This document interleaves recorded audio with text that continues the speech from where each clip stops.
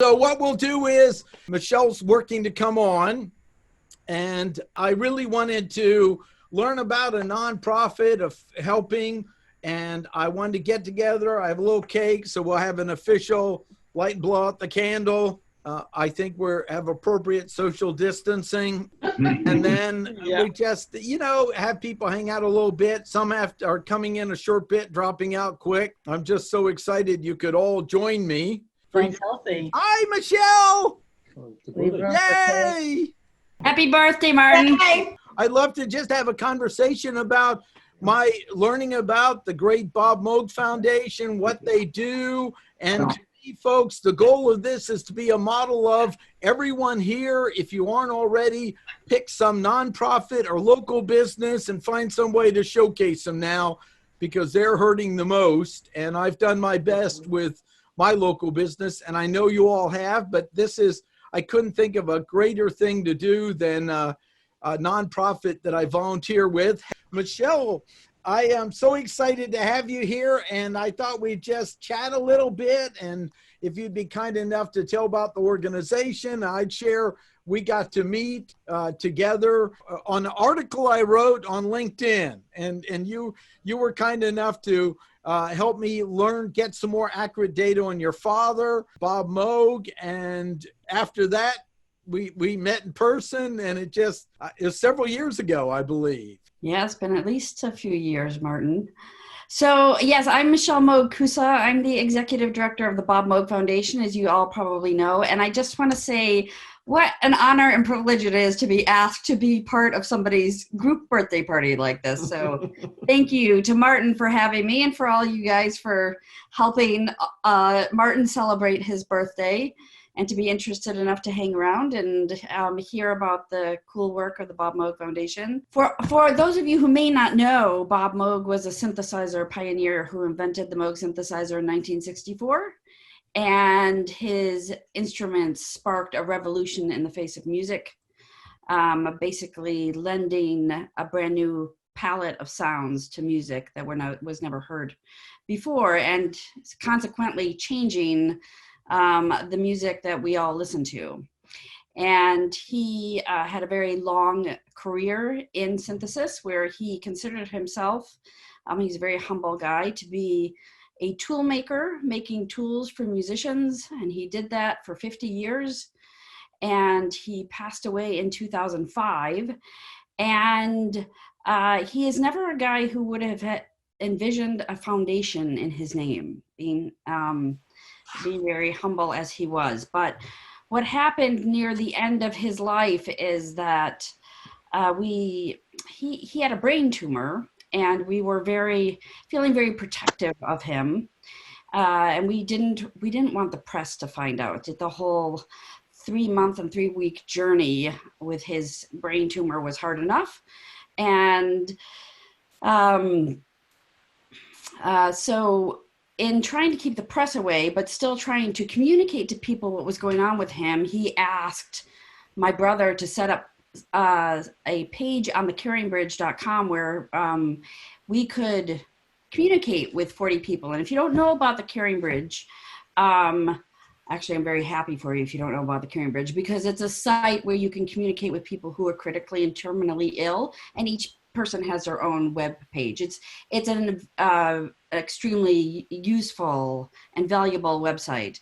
So we set up a page for him, and my brother sent out a link to 40 people that my dad really wanted to communicate with. And one of those people didn't realize that this was a discreet endeavor and posted the link on a synthesizer chat group. Well, we got 1,000 hits in a day on that. And my family got very upset, because here we are trying to protect my dad's privacy. And so my brother put up a password, and he sent it out and said, "Don't share this with anybody."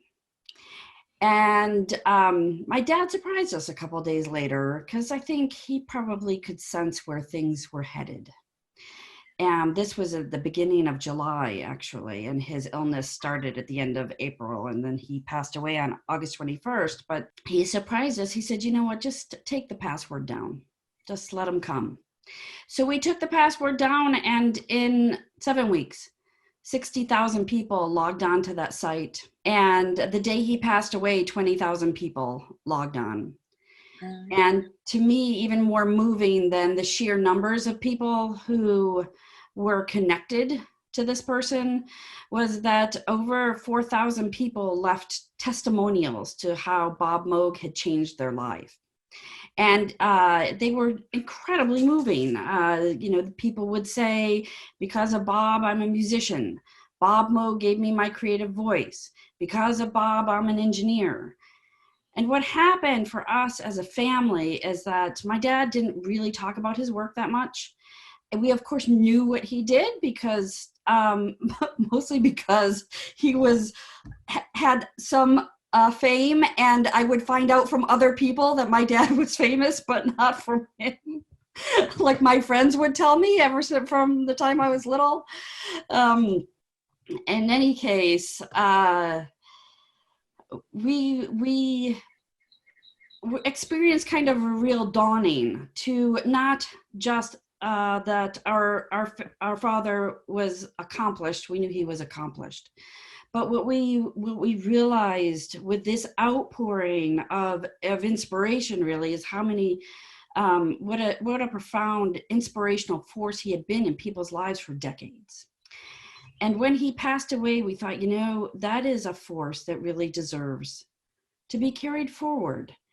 And that's when and why we created the Bob Moog Foundation, was to take that inspiration and carry it forward, particularly to younger generations who wouldn't have a chance to directly know Bob Moog or the instruments that he originally created. So we do that. We aim to inspire people through science, music, and technology, which is basically a mirror reflection of Bob's life itself. And we do that a few different ways. We have an educational program called Dr. Bob's Sound School that we teach here in Asheville to over 3,000 kids a year. And it's a comprehensive 10-week curriculum that we bring into the second grades. So we're teaching 7-year-olds about the science of sound. And we teach them how sound is made, how it travels, and how it's heard. So it's essentially the basic physics of sound. And, of course, we have our own interest in teaching kids about sound, given the legacy, but it's bigger than that. Our goals are bigger. Our goals are to engage them in science, which is something this country really needs, but also to get them to think about the process of discovery, to ask questions and test out their question and see what the test result is.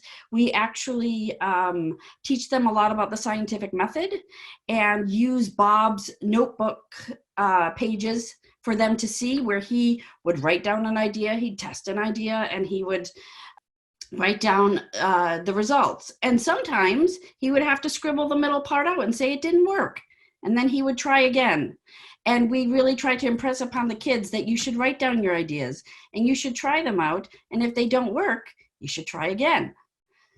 And we also just tried to get them to think outside of the box, to think creatively. And that's also something else that, we feel could always be improved, especially among kids as they're kind of sucked into their screens, where we're hoping to give them a more kind of tactile experience into being more creative. And the 10-week curriculum delivers through very experiential activities. And what we like to say is that we each activity is multisensory, and the kids are touching, hearing, and seeing sound in every activity. So that program has met with great success from the kids and the teachers, but also from the administrators and the parents. And so we've been very encouraged, and we are currently trying to grow that program nationwide. And the other big way that we are carrying on our mission is that we just last May 23rd, on what would have been my dad's 85th birthday, we opened a Moog-Museum in downtown Asheville that had been a longtime dream of ours. We Part of our other work is archival preservation. We have the Bob Moog Foundation Archives, which is a huge archive of different kinds of prototypes and schematics and photos and on and on and on. We have about 10,000 different items. And we've always wanted to kind of combine our archival endeavors along with education and bring Bob's legacy alive for people. And again, not for the sheer purpose of just telling them about Bob Moog's life, but to inspire them through this incredible medium where science and art converge. So the Moog-Museum was opened on May 23rd. Sadly, it is closed right now and has been since March 14th. So that was very exciting for us, and Martin has been there and has been able to look around and absorb it. So anyhow, those are the kind of things that we are up to, and that's what we're all about. Thanks. That's wonderful. When I heard about the program for children and the importance of bringing science distinctions to a young age and the influence it occurred, because that happened for me. I tell people I learned about science from amazing teachers. In fact, I actually wanted to be a physicist until I took calculus the third time and decided to apply science in life itself. That was a big turning point for me, and the importance also of learning to experiment, to fail, to succeed, and again, and that the process of mastery and real confidence is based on failure, really, and you showing it with experiments and your dad's life, because he was very a humble person that offered a lot and really wanted to be of service to the world. And I don't, just to let you guys know, some of you might have heard of Emerson, Lake and Palmer, Rick Wakeman, Diana Ross, I Feel Love, and it goes on and on, Funkadelic, Flashlight. I mean, all these musicians were influenced by him beginning something. And then really, Michelle, a whole industry built off of it. Competitors and other things as well. And the exciting thing is they're still going, but you're the seed for inspiring creativity. And it's a wonderful museum of experience that you've put together. So I'd like to just open it up if people have questions or comments or something you might know, but I thought thank you so much for a great story of honoring your dad's life by doing something with it. And I think that's a wonderful piece. So we'll let you unmute yourself, ask a question, add a comment. Go ahead. That's in Asheville. Is that where you're located? Yes, we're in Asheville, North Carolina. Okay, all right. It's a place on my bucket list. Okay. Oh, well, please do. And if you come up, I don't work in the Moog-Museum. I have an office behind the Moog-Museum. Okay. But if you come up and just ask for me, and I'll come up and give you a little personal tour. That's great. Whenever we can do that. Right, I know. I have to say, I go to the Moog-Museum about once a week because we have an online store where we sell all kinds of T-shirts and hats and kinds of same things that a lot of museums sell. And I've been, I unfortunately had to lay off my entire staff a few weeks ago. So I'm going in and packing those orders, and it does really pull at my heartstrings to see the Moog-Museum so empty. Just because there are so many people who have been through. We've had about 6,000 people through, and they've gotten so much out of it. And I know it's not just me, just one business or endeavor of so many. It's really, just a reflection of where we are, to see all these facilities that are so meaningful to people just sitting empty. It's very sobering. So we will be so excited whenever we can actually open back up again. Michelle, my nephew was in music in Atlanta in the 60s and the 70s, and I got all this information wrong, but he was an early adapter of the Moog synthesizer, and he said he played a session and he did about 10 seconds, and they paid him all kinds of money because he was the only one who knew how to add it to that particular song, but it was certainly worth it. And my nephew, of course, is 75 years old now, but he still, when I told him I was coming and I would meet you, he was excited. Yeah, I bet you I got the timing right, he probably understood how to use the old modular synthesizers, which are the ones that look like airplane cockpits, some people, or a telephone operator. He might have, and he knew when the Elton John movie, he knew all that equipment that was in those things from the 70s. Where he said, "Oh, I worked on that one. I worked on that one." Yes, he's been an early adapter. Yeah, that's great. Yep. Good for him. He got paid great for just a few seconds of putting. Yeah, I'm sure. So those early synthesizers were pretty complex to use, and He's an engineer, so yeah. yeah, a lot of people didn't understand them. It took a while to master them. So there were people who were specialists who would come in and do that, and their skills were really valued. That was him. Yep.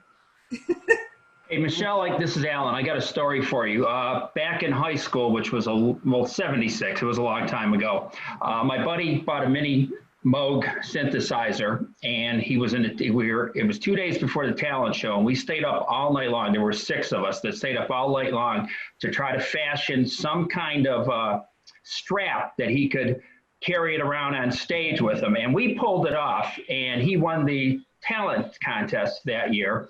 But we were literally up all night long trying to figure out how he could pick that keyboard up and carry it around the stage. So he started out sitting down, he picked it up, he ran all over the stage. He's a great pianist. But every time I hear your name, I go back to that story. Well, that's really remarkable, because they eventually wound up making what they called keytars, which yeah, but that wasn't until the late 70s or the late 70s. So that's pretty early. And if did anyone take a picture of him with that? I would love to see that. Oh, no, we didn't. We didn't, but it was 50, well, is it 40 years ago? However old I am. Yeah. Well, we wanted to open up a few more questions, comments.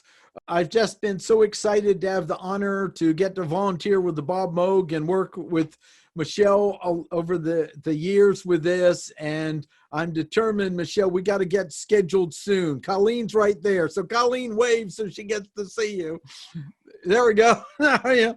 And get scheduled soon to keep it growing. And maybe I can interview you when you're in the shop, and get a little Zoom thing going there as well. Sanford, you've got to have something. You're sitting in a room full of stuff inspired by your dad. I just have to say, Sanford, I noticed as soon as everyone got on that you have on one of our t-shirts. So I do, and extra brownie points to you. Actually, can you show everybody what it is? Can you show the yes, shirt? it is Mr. Robot. Yeah. Yay. It's a little hard to tell, but it looks like a modular synthesizer in the form of a robot. Yeah, that's one of the things. I've always liked buttons and dials and switches and knobs. So when I saw my first Voyager, I was like, oh, yeah, I got to have one of those. Yeah, excellent. And I guess my other question is where did you get, I'm sure it was custom made, that wonderful Moog couch that you have in the museum? I love that. I think Gary Newman sat on it.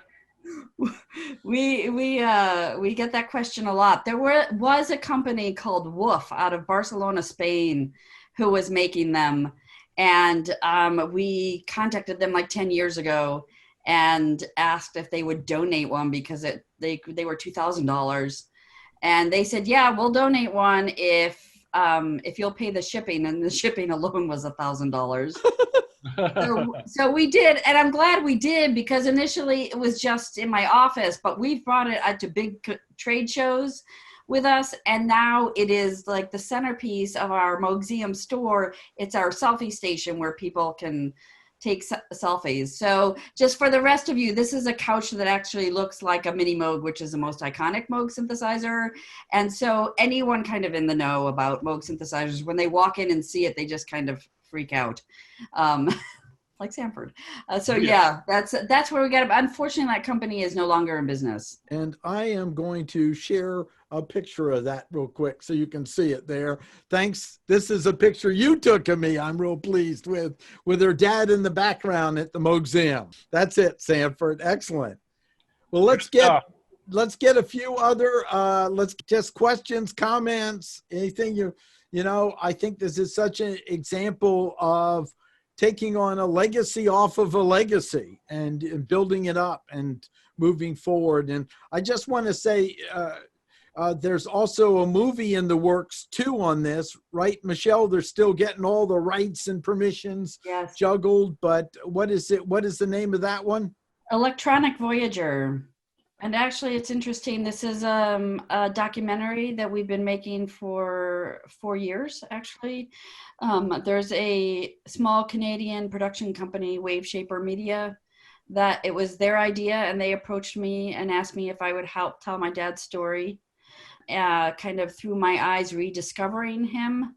And that's what we've done. And we've been all up and down the East Coast and over to Europe as well, interviewing people, which has been absolutely fascinating.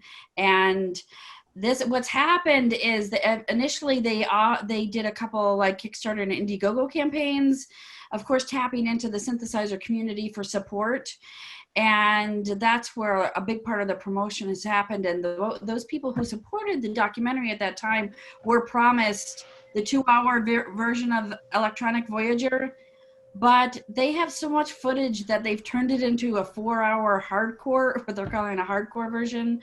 So Electronic Voyager will be the hardcore version, but there'll be a 2-hour version, which will probably be something different. And they're currently looking for distribution. And they're also hoping to do a bit shorter version as well. And just so you understand, the documentary echoes something that I feel is very important, and we try to convey in the Moog-Museum, and I convey when I do any public speaking, and that is to represent my father as a complex, nuanced human being, because a lot of people just kind of know him as the icon up on the pedestal, that he invented the synthesizer, and it's kind of like, they envision him in his white lab coat, and the synthesizer descended down from synthesizer heaven, and he was rich and famous from then on, and everything was perfect.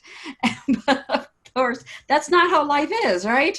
For any of us. And it was much, much different than that. And his life was full of ups and downs, and a lot of them were financial and business oriented, because he was in business, but he wasn't really a businessman, so to speak.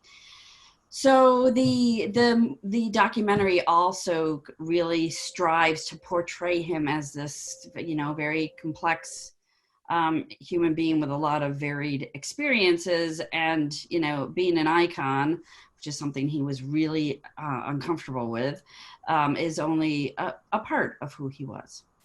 So I hope that you all get to see it, because it is, we put years of work into it, and there are lots of different people involved, and they're fascinating, the stories that they have to tell about their own perspectives and experiences, but their time with my dad as well.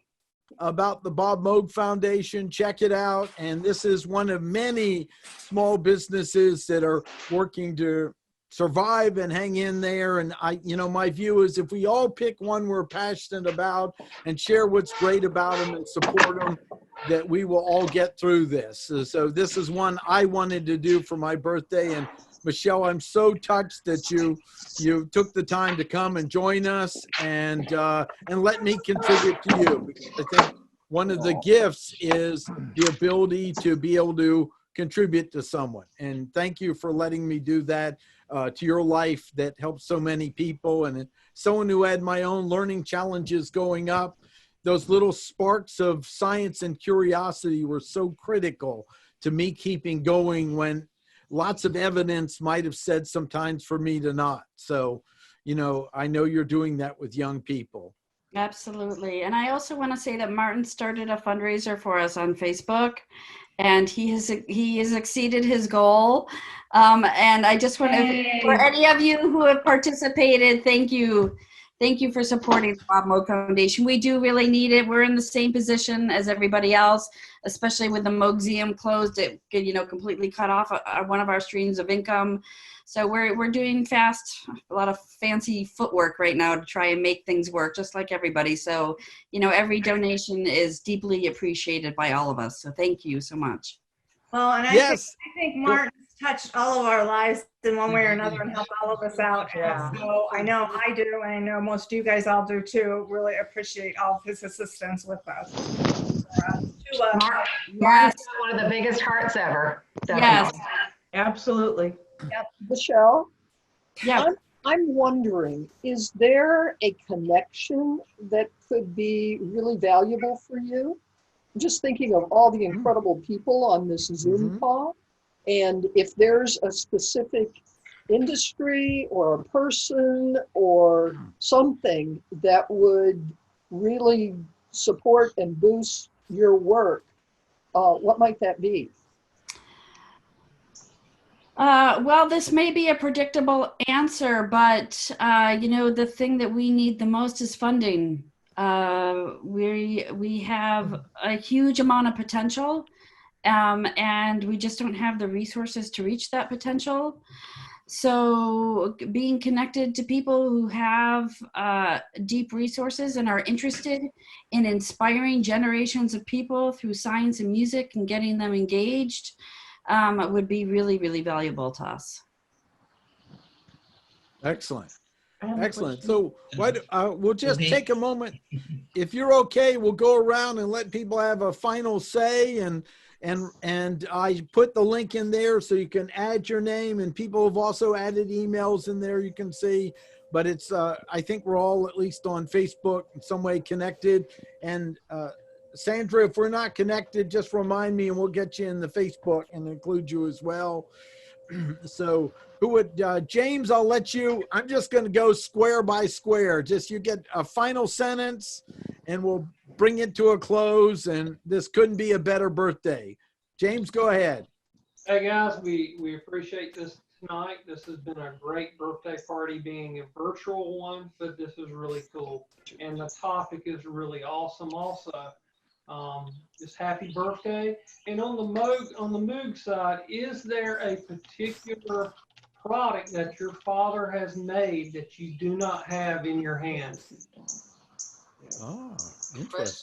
Yeah, there are many of them because they're super expensive right now.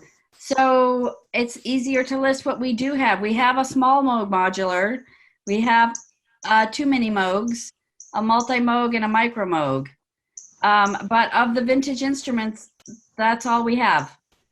And also, I just want to say that I wanted to thank everyone here who has said Moog. I know this gentleman, whoever it was, James, I guess, wavered because sometimes people pronounce it Moog.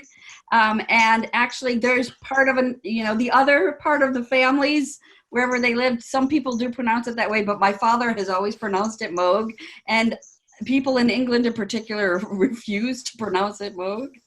But everyone here has said Moog, and I just want to say thank you, because I've had to correct people since I was like 3 years old. So the micro Moog was a recent donation.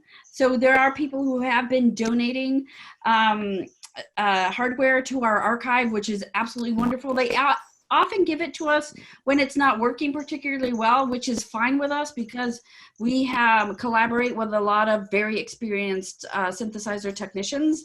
So we can always get instruments restored, but we love getting donations of any kind of Moog gear. Excellent. Thanks. Jane, closing comment? First of all, of course, happy birthday, Martin, once again. And this has been a great party. Wonderful to meet people that I haven't met yet. And Michelle, this is just outstanding what you're doing. And I'm wondering if, you know how they have space camp for adults, if you might do an adult camp for music. Yes, we're working on that. Whenever we can provide camps again, we are going to be doing that, because every time we have a kids camp, the parents ask us when we're going to have an adult camp. So, and I really appreciate the spirit behind that too, right? It's not only kids who want to dive in there and discover something new. I mean, I'm 52 years old, and I'm always kind of thirsting to do new things and push my own boundaries. So thanks for asking. I think in the next probably year, we'll be offering that. Great.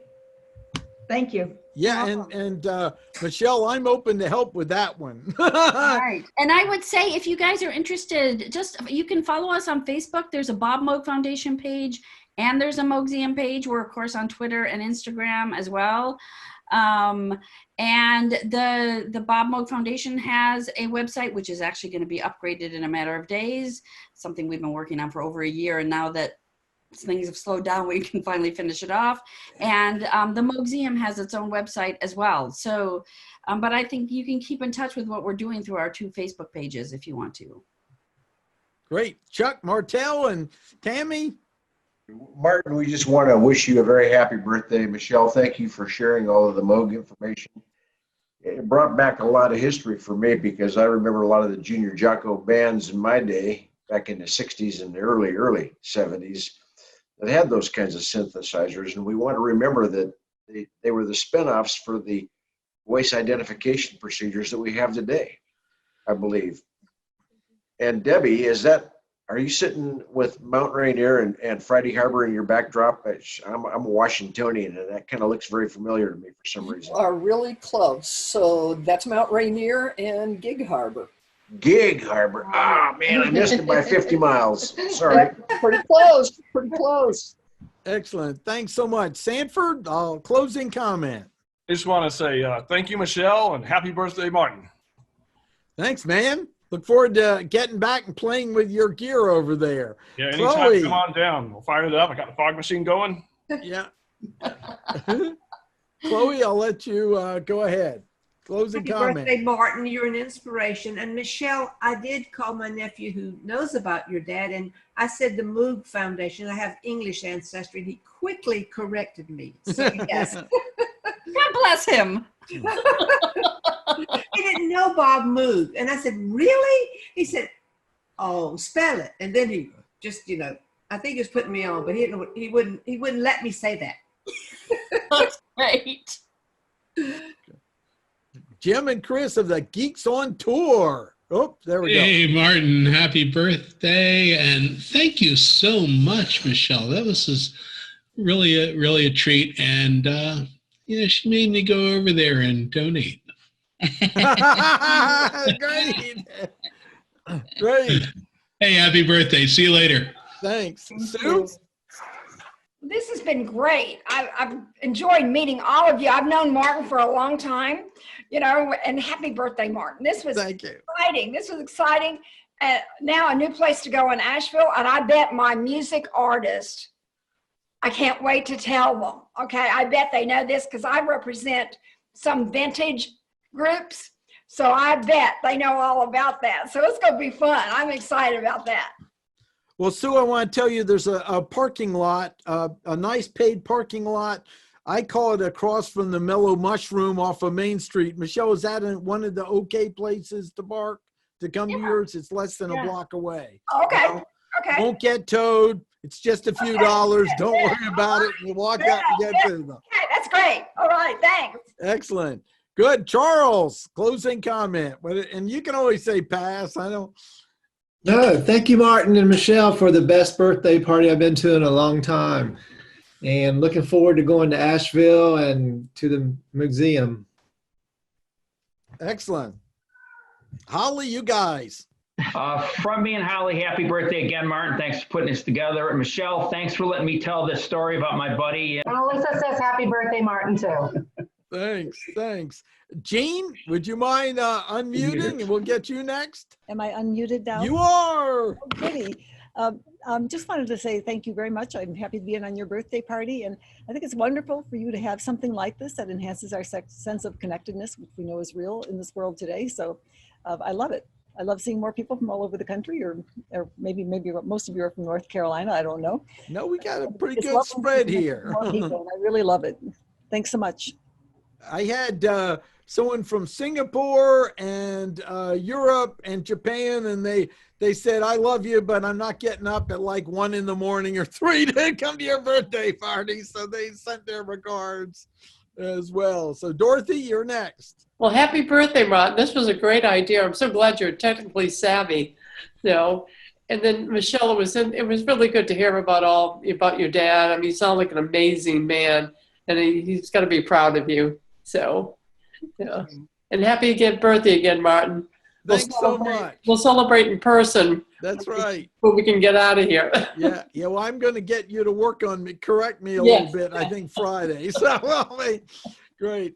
Kevin. Yes, sir, man. Happy birthday to you. I look forward to, of course, many more years. We've been friends for a huge amount of years now. And it was neat meeting everybody here. It'd be cool. Once I move to Cozumel, Mexico, I'll have one of these, and I'll be the farthest away guy. That sounds great. Colleen. Hold it. Well, happy birthday, Martin. Like I said, I think you've helped every one of us on this call, at least most of us. And Michelle, thanks so much for the information about your dad and all. I am one of those people that always called him a Moog synthesizer. I'm from Pennsylvania, and that's what they used to say up there. All right, good. In fact, Martin, I had to hear Martin several times before I started flipping it over to Moog. So, but it was very interesting, and thank you, and best of luck with your organization. If Martin keeps helping you out, I'm sure you'll be good to go. Yeah, thank you, Colleen. Thank you. Randy, final word here. Well, first of all, happy birthday, and I don't know if you can, there it is. There's the chocolate cupcake. All right, looks good. Michelle was the pastry chef. I was just the oven engineer. Happy birthday, Martin. Yeah, hi, Michelle. Good to see you back there. And, Good. I just wanted to say, I hope that Michelle will be able to put that music thing for adults together, because I am one that would be very interested. I'm, 60 years old, but I still love that old 80s music and the late 70s. Emerson, Lake and Palmer was one of my favorite groups because of all the synthesizer, music that they had. It really drew me to them. So I would look really. Hold on a second. Hold on. She's gonna get something. You said the magic word. You said that, yeah. And then, of course, that was, Lucky Man was the first analog synthesizer solo at the end. Right. That was a big thing as well. So while we're getting in, I'm going to get Al. Al jumped in. I want you to, Al, if you want to unmute.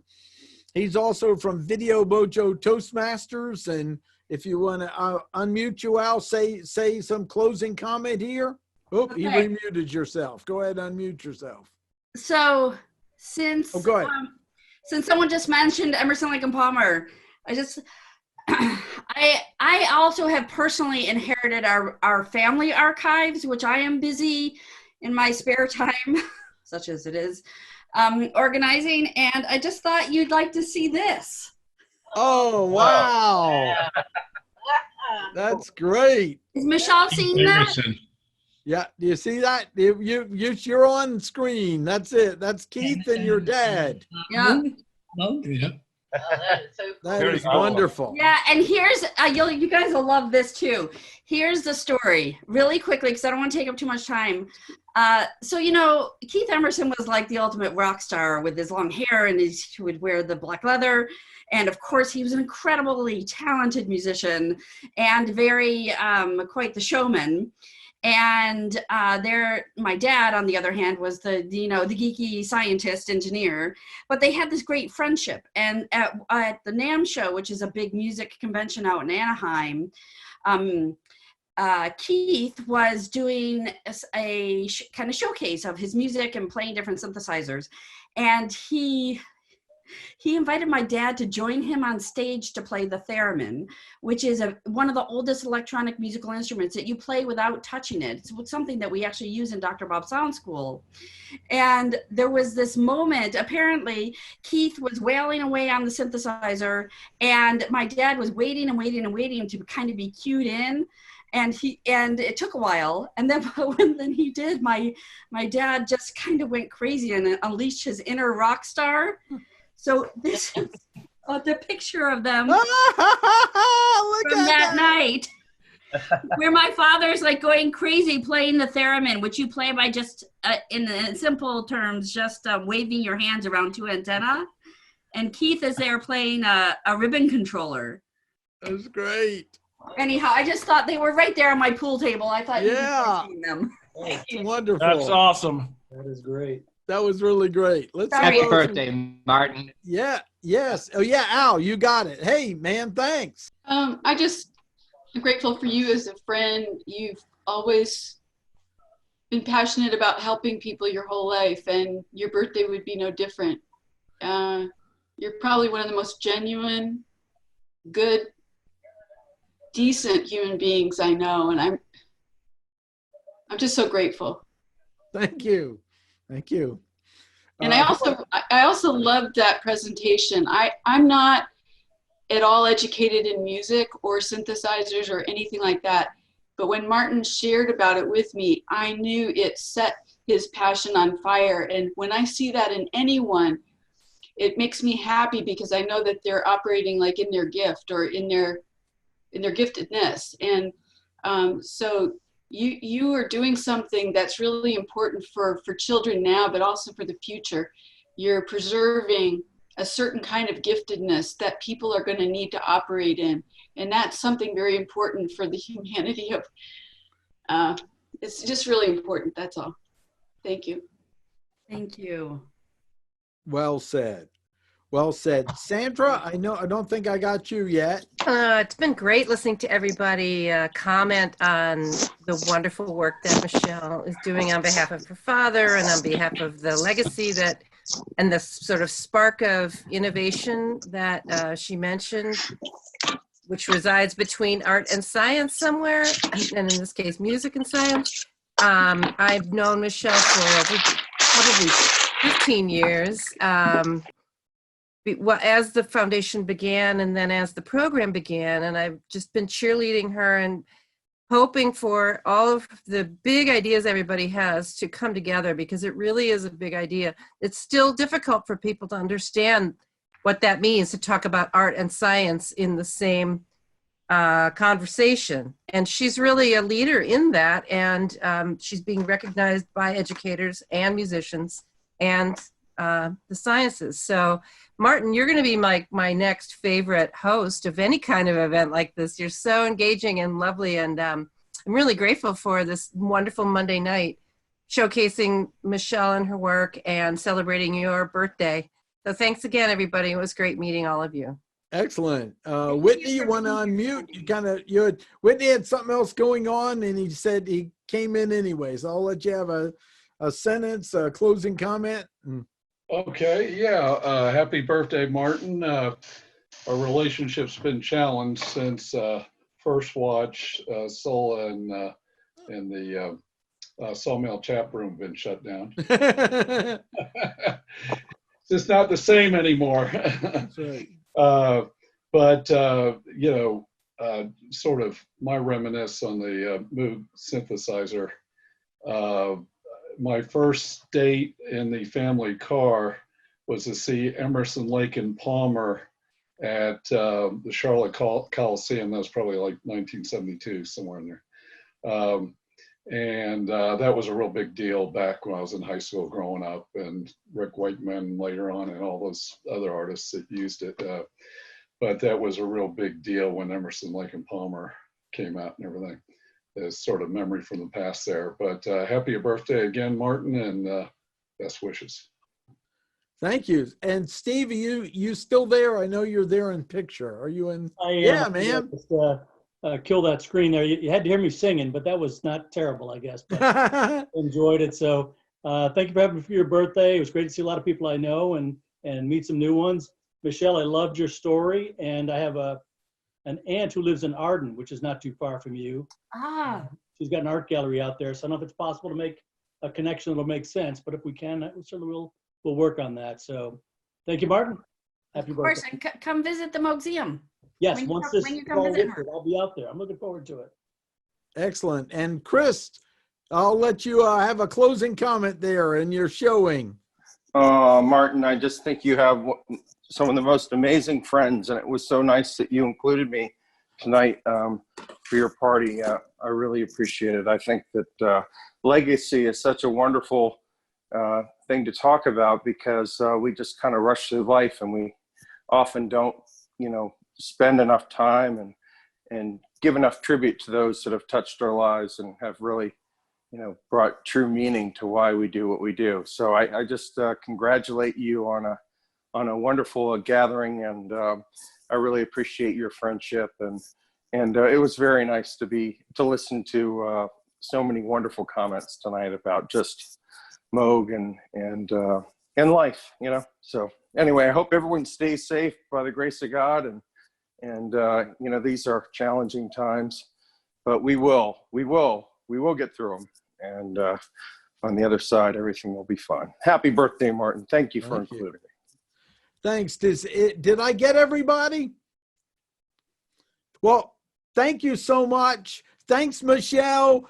Do check it out, and also invite us. Let's keep working together to create the next version of all of us in this new future, and just keep asking the question, how do we help each other and how do we succeed? And I guarantee it will work out. So anyway, thanks everyone for a wonderful birthday. Thanks so much. Happy birthday, Martin. Thank you. Thank you. Take care. Happy birthday, Martin. Thank you. See ya, buddy. See ya. Take care. Happy birthday. Thank you. Happy birthday. It's nice to see all of you. Yeah. Oh, lovely crowd. Very cool. Yes. Happy birthday, Martin. You ready for some fog? Yeah, go ahead. All right, let's do it. And Michelle, thanks so much too. This was great. So I thought it was a wonderful story you got there. So I thought you did a great job, and I'm excited to help out. So we'll get Colleen to get something going soon. Okay. That would be great. And Sandra, are we getting smoke in the background, or is that? The fog machine isn't warmed up. I thought I plugged it in, but it's not putting out any That's fog. okay. Now, We can all wait. So it was worth a shot. Great. All right, I'm going to sign off. Oh, Good absolutely. night, everybody. Take care, folks. Take care. Thank you. It was lovely to be here. Yep.